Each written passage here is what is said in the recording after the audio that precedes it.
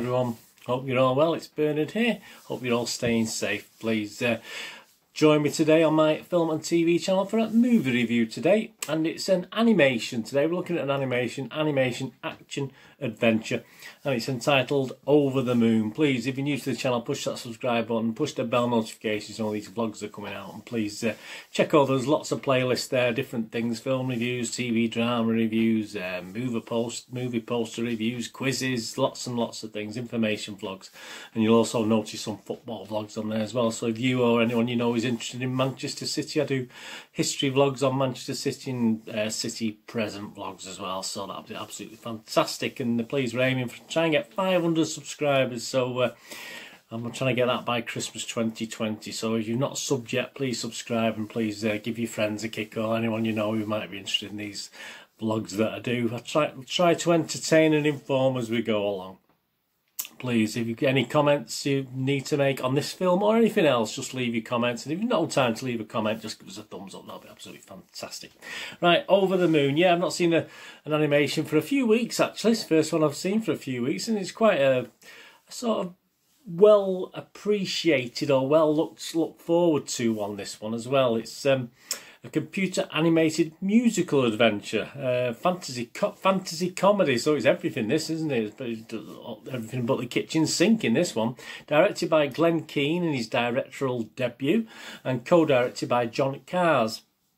From a screenplay by Audrey Wellis, who's sadly no longer with us, rest in peace, with the collaboration of Alice Wu and Jennifer Yi McDevitt. Yeah, I think the film was that's a little thing on the end of it, dedicated to her memory, I think, this film. Produced by Pearl Studio and Netflix Animations. So we've not got a Disney one here, we've got a bit of a competitor looking at some of the reviews. People are comparing this thing to what Disney put out, etc. It was animated by Sony Pictures Imageworks, so it's got a good pedigree. We've got the voices, obviously it's an animated, so you've got no actual stars. We've got the voices of Kathy Ang, Philippa Sue, Ken Young, John Cho, Ruthie Ann Miles, Margaret Cho and Sandra Oh. So you can tell it's sort of a US stroke Chinese collaboration, this, isn't it? So you can obviously tell that by the names, for one thing. And it's the first international film to be directed by Keane, who serves as an animator for Walt Disney Animation Studios, and the second film produced by Pearl Studio on DreamWorks' 2019 animated film since Abominable. So if you liked Abominable, it wasn't my favourite Abominable. I didn't really like Abominable, but I know it was quite popular. This was obviously died in 2018, sadly, Audrey Wells, and the film, as I said, was dedicated in loving memory of her. What's it about? Well, it's about a girl who builds a rocket ship, of course she would, and blasts off. She's only a young girl, very clever. Obviously we should get her over here, or get her at NASA, shouldn't we? So obviously in the US, obviously the European Space Agency, I'm sure, would make use of her. But yeah, she builds a rocket and blasts off, hoping to meet a mythical moon goddess. Well, wouldn't we all want to do that? Is it any good? Well, Rotten Tomatoes like it. 66 critics reviews. It's getting a 79% positivity rating. That's 52 fresh reviews and just 14 rotten, with an average score of 6.93 out of 10. So very, very healthy. Although many, they go on to say, the consensus, this is the opinion, although many of Over the Moon's narrative ingredients will seem familiar, the film's absorbing animation offers colourful compensation. Yeah, that sort of sums it up, I think, a little bit, the colourful compensation. Keeps the kids interested anyway.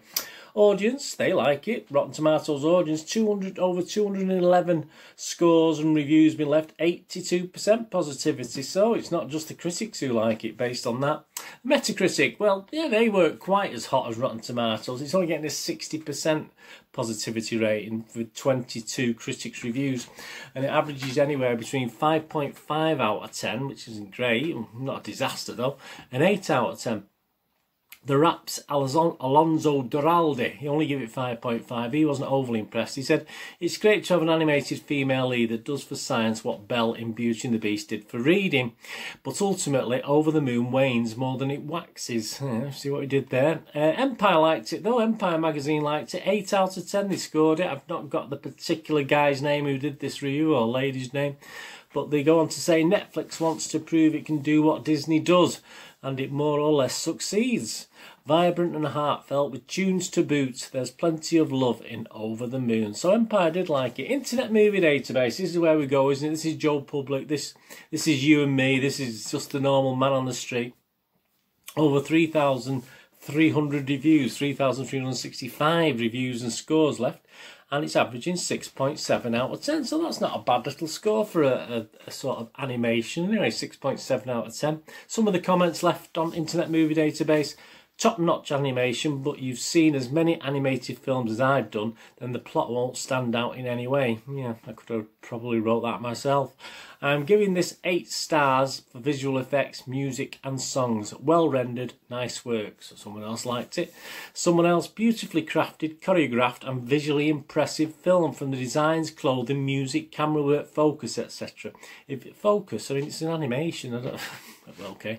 If you're in the mood to be touched emotionally and watch something that might spark a smile in your face, I highly recommend that you watch this now. Yes, the first 5 minutes got to me. It didn't quite get to me after the first 5 minutes, but I must admit the first 5 minutes would a struggle emotionally just for me as well. But it's the usual sort. You'll see it anyway. It's the usual sort of formulaic thing that Disney like to throw at you. That obviously these did as well. Someone else said the animation was pretty good, but I didn't like most of the songs, but 2 of them and the characters were not that entertaining. Yeah, well, the songs, I think they'll grow on you. I think they might grow on you if you listen to them a little bit more. There's certainly 1 or 2 that I was quite impressed with. Someone else said just boring. Even my 8 and 6-year-olds were bored watching it.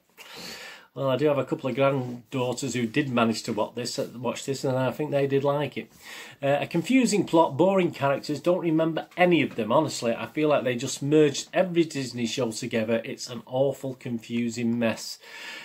Someone else, a Netflix animated movie that very much follows the Disney Pixar conventions. It's done well and with sensitivity, but it's let down by a mediocre middle section. Yeah, more on that in a moment in my little review. Some writers should stop smoking crack. It feels like the second half was created by a different team. First half is great, then it goes to hell. That's a bit harsh, I suppose, for a children's film, but there you go. I'll try and leave you with a couple of positives. Very nice visuals and songs, but bad story. Well, that's half a positive, wasn't it? And the final one, here we go, the final one, final comment. Beautiful visuals and music. Yeah, I mean, it's averaging 6.7, so it's, I mean, say there's a lot of negativity, but there's obviously quite a lot of positivity as well. Although obviously some of those reviews didn't quite show that, did they? Yeah, movie game nostalgia. BERET my little thoughts on this film. I must say, Bungie the Rabbit was definitely my fave in this. I just loved his facial expressions at times, and that's what I look for. I do, you know, these sort of kids thing. I do look for something a little bit different rather than the lines, because they're all fairly childish and boring. But yeah, the actual Bungie the Rabbit was definitely my favourite in this. He's not the one that made me cry, mind you. Something else did that. But yeah, as I said, a couple of my granddaughters watched it at the cinema, and it is a visual treat to watch at the cinema. It's actually obviously going to be available, or is available on Netflix. I'm not too sure as you're watching this, but it is best watched at the cinema on obviously, as you all have these days, a very big screen at home.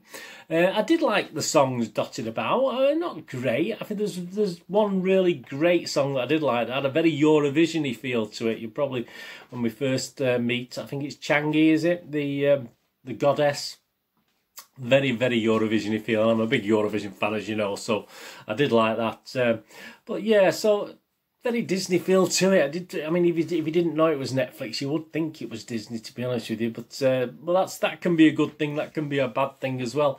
I mean, one of my normal gripes is if you watch my animated reviews of animated films, children's films, is that they're usually far too long, as trying to justify the cost of the actual project. So they do actually go on for a little bit long. But this isn't too bad. It was actually down as 1 hour and 40 minutes, but it's not really 100 minutes. The credits probably go on for about 15 and 20 minutes, so you've only got a runtime of about 85 minutes. So even so, it felt a little bit long to me, this one, but obviously that's just my personal thing. But yeah, don't be put off by the runtime. It's not quite as long. I mean, and you're expecting something to come on at the end with these credits, and there's some nice sort of playing images at the end, but obviously there's no, the story doesn't continue or anything like that. But you get some nice music again and some nice graphics at the end. But yeah, I mean, the actual running time of the film is 85 minutes. You can go off for a brew if you're at home when the kids are watching it, because you won't miss anything. But at least it wasn't 2 hours, which is a little bit too long in my opinion for animations. And some of these animations do get up to the hour and 45, 50, 55, 2 hours stage. So length was okay, although I did struggle a bit, even with 85 minutes.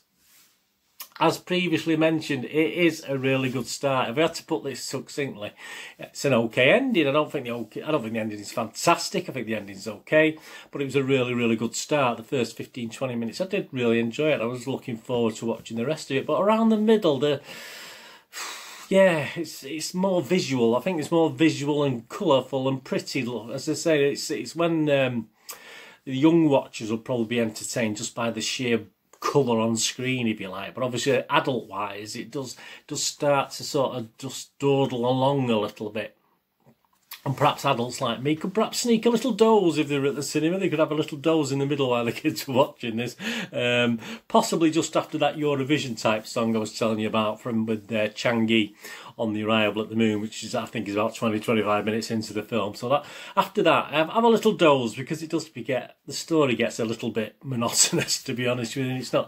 It's not one of those films that would particularly appeal to adults, but as you say, it's very bright, very cheerful.